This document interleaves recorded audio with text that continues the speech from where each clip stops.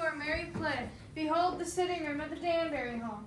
See, here sits grandmother Danbury, her grandchildren, her daughter-in-law, the fair Mistress Eliza Danbury, and Miss Tabitha Wilberforce. It is Christmas Eve in the year 1776, and the family is preparing for that most revered gentleman, St. Nicholas. Pray silence now as our scene unfolds. Have some tea, Mistress Wilberforce, and perhaps a scone? Thank you, Mrs. Danbury. And how are all the children today? We're fine, Mistress Wilberforce. They just finished their singing lessons. Singing lessons? Oh my! Of course, I never took singing lessons. Oh no! I have been blessed with perfect pitch. Indeed. Oh yes! La! Of course, it takes all my strength to keep refusing the offers of the Reverend Mr. Playfair to do solos at church. He will go on so. It just exhausts me, but he will go on so. He's not the only one. Did you say something, Eliza, dear? Oh, no. Oh, I wish I could sing like you. Of course you do, dear. Huh? You sing like Girl Cat. Meow. All right, that'll be enough of that. Remember, St. Nicholas comes tonight. And do you think Jonathan will be home for Christmas? Your brother, Jonathan.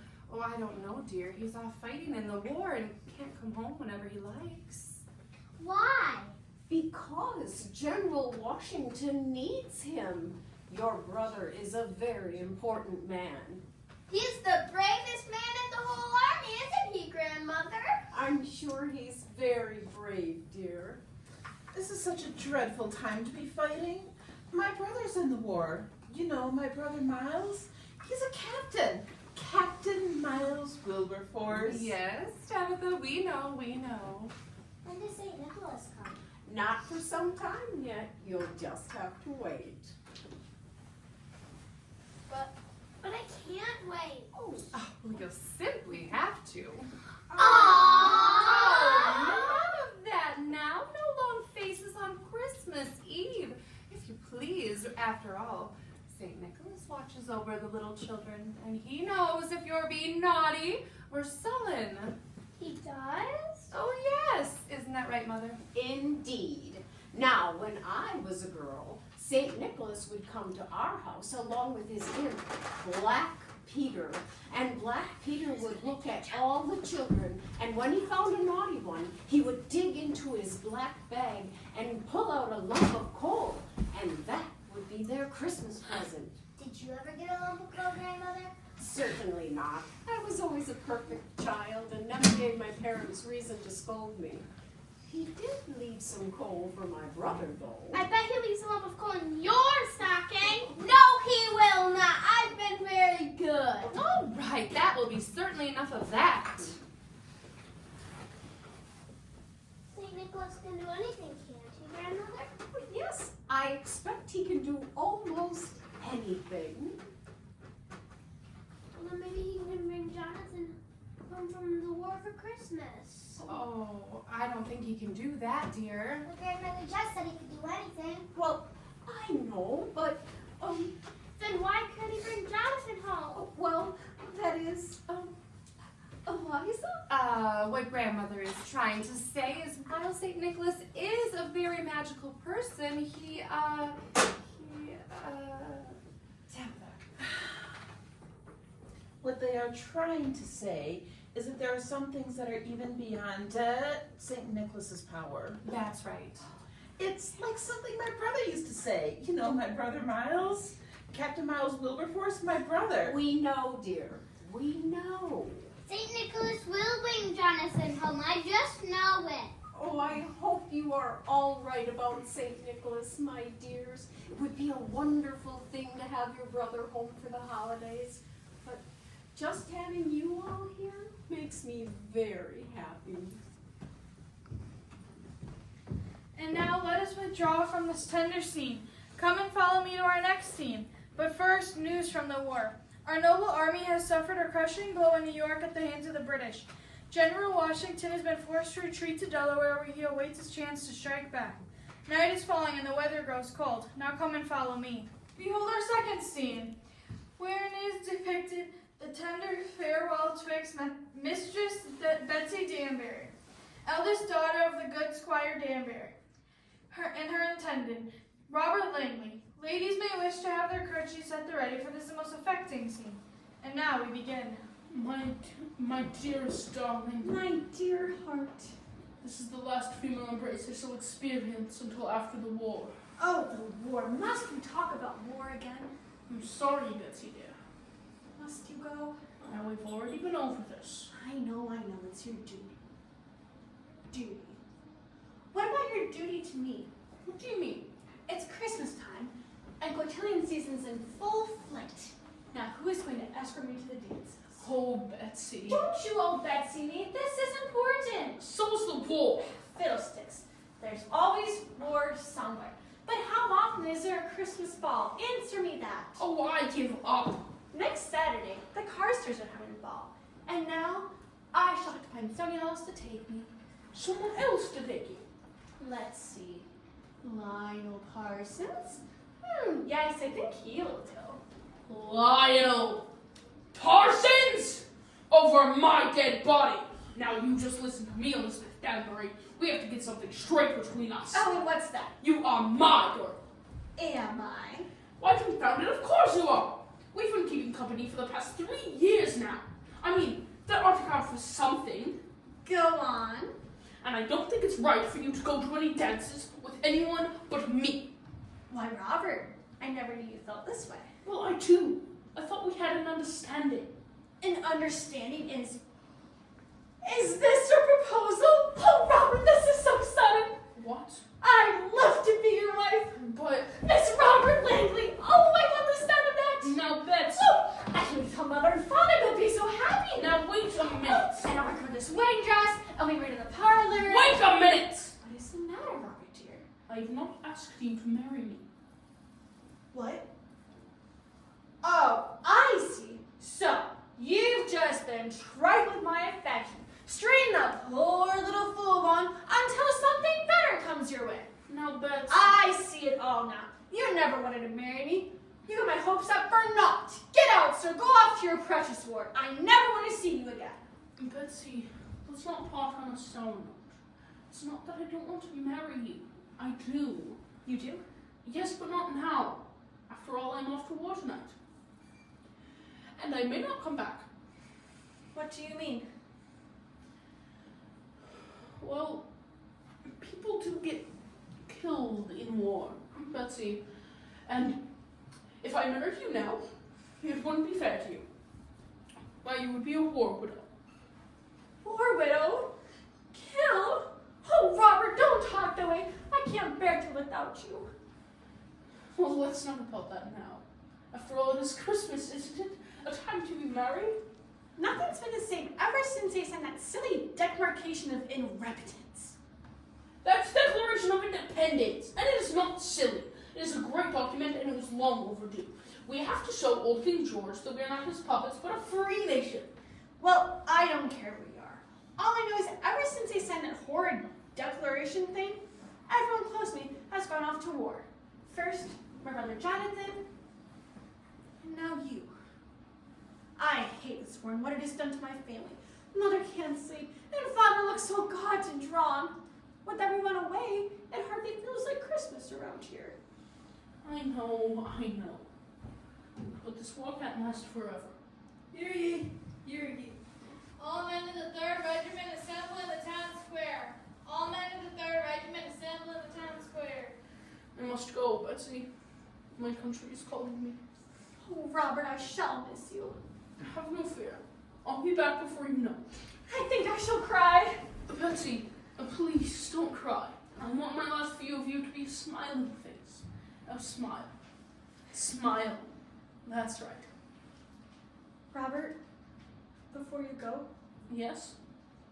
I'm standing under the mistletoe. Why, so you are.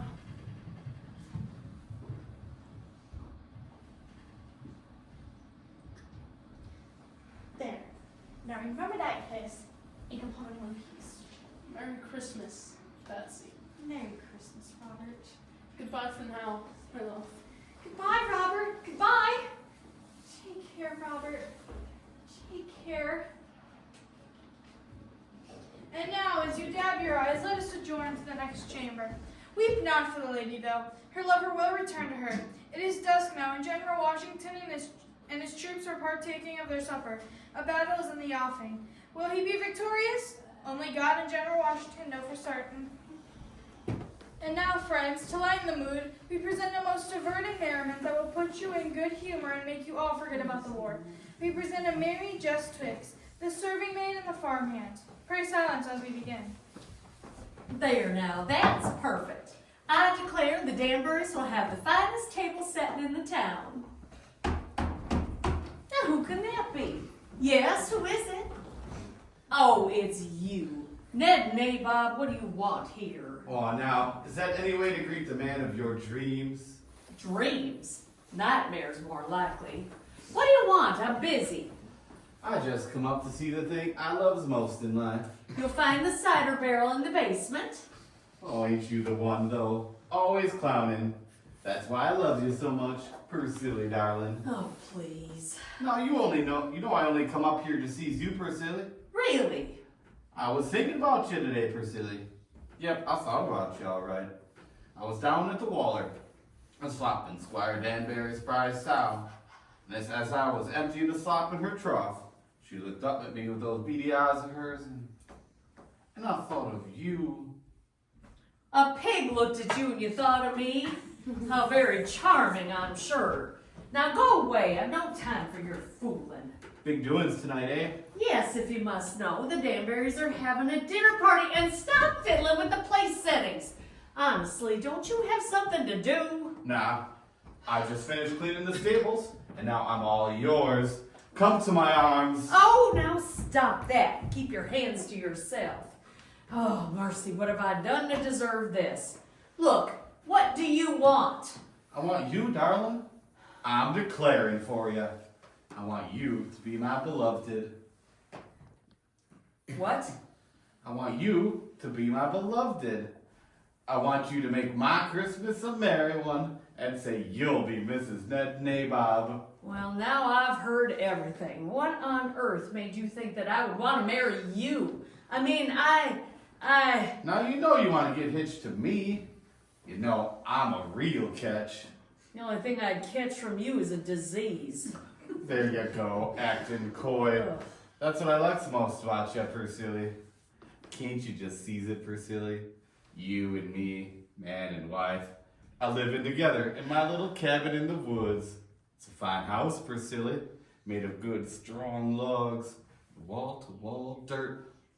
Plenty of room for you to cook my meals and wash my clothes. Oh, and I can always add a room or two for lots of little uns. Does that pleasure you, Priscilla? Get out. Just get out and take your little log cabin and your wall-to-wall dirt and, oh, just get out. Priscilla, I kind of get the idea you ain't in too good a mood today. If you must know, I feel bad for the squire and the mistress. Oh, what's a bothering them?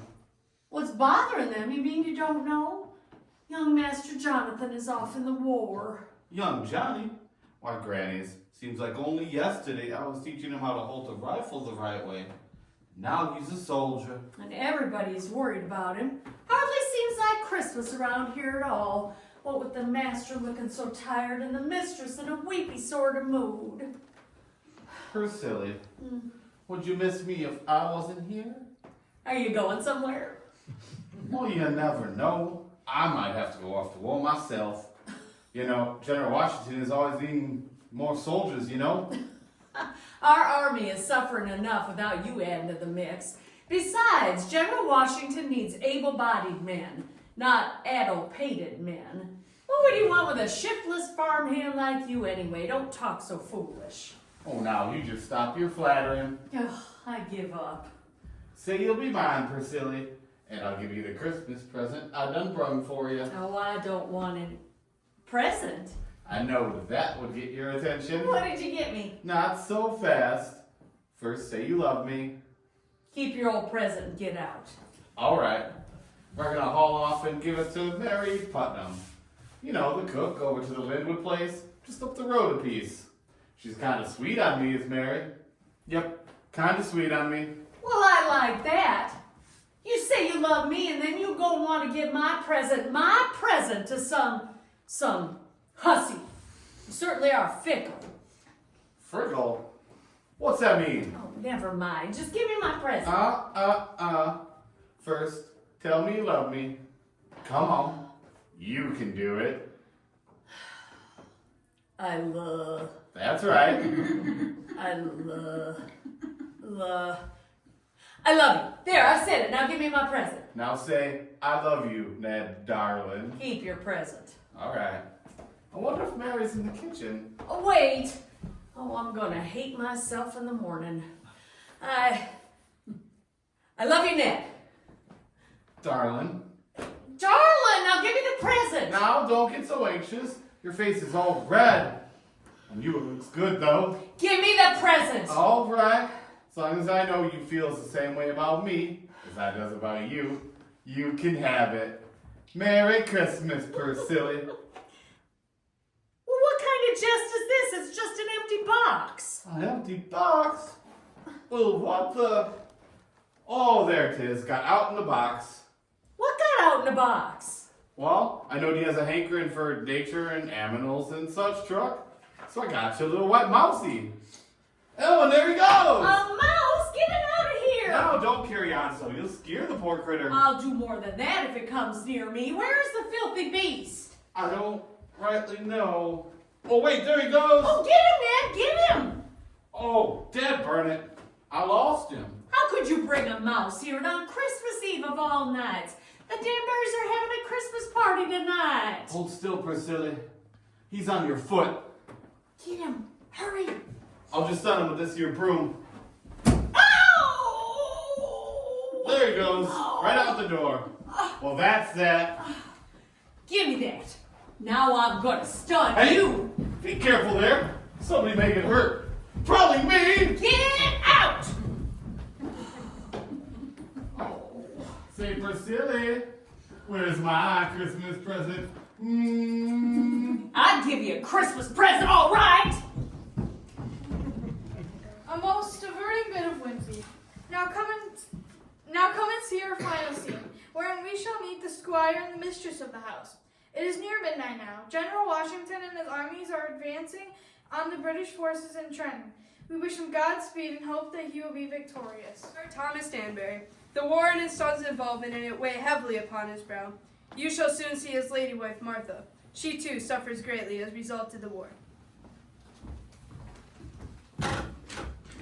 December 24th, 1776. A cold day. The snow has been falling since the forenoon. My mind is hardly upon the season. I find that lately all I do is dwell upon my son Jonathan.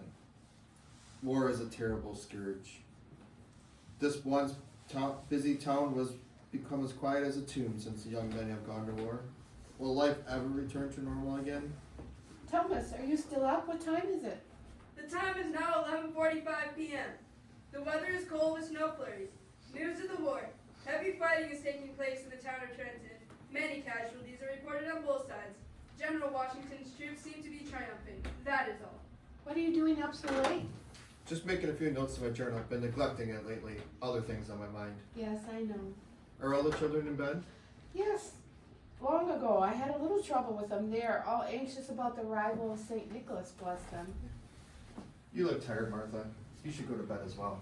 I'm all right, really I am. I'm gonna just sit here and read while you do whatever you have to do.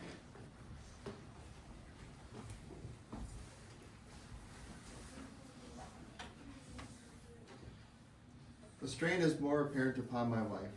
She wears a brave face, yet I know she is very distraught. Many is the time I've seen her up pacing the floor at night, unable to sleep. If only she were able to see Jonathan once more.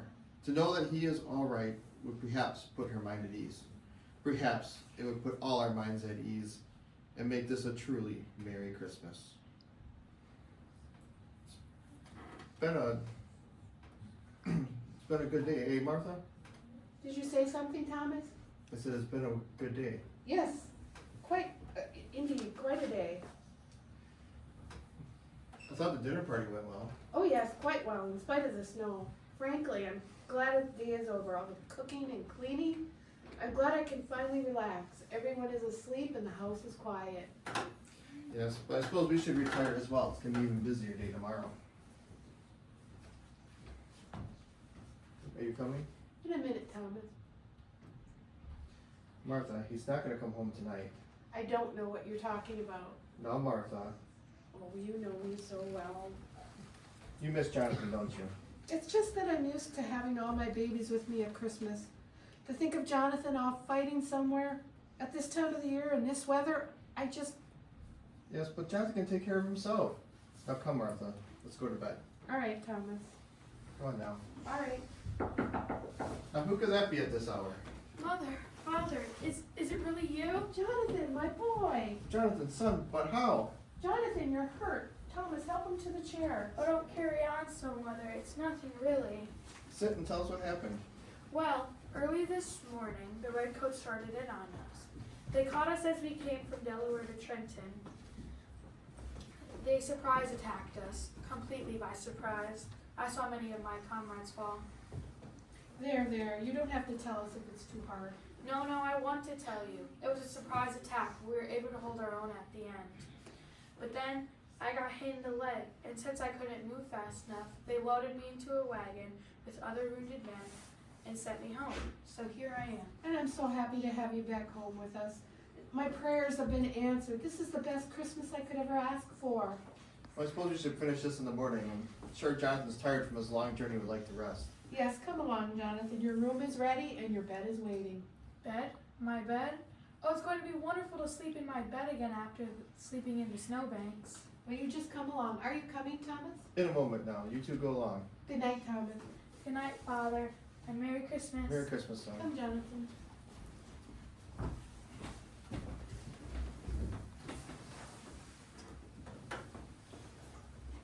Postscript. My son Jonathan has been returned to us, wounded, but alive. Praise be to God for his safe return. My fervent hope is that this war will soon be over, and that all parents will experience the same joy my wife and I have had tonight, seeing their sons come walking up the road to their homes.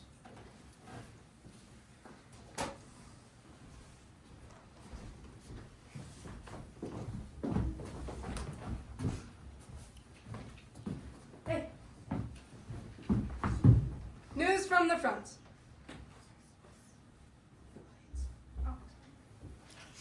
Our army is victorious. General Washington and his troops have routed the British at Trenton, and the tide of the war has been changed. Success is within our grasp.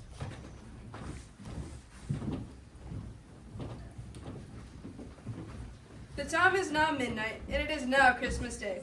A most Merry Christmas to all of you who have come to share the day with us. Merry Christmas, one and all. Merry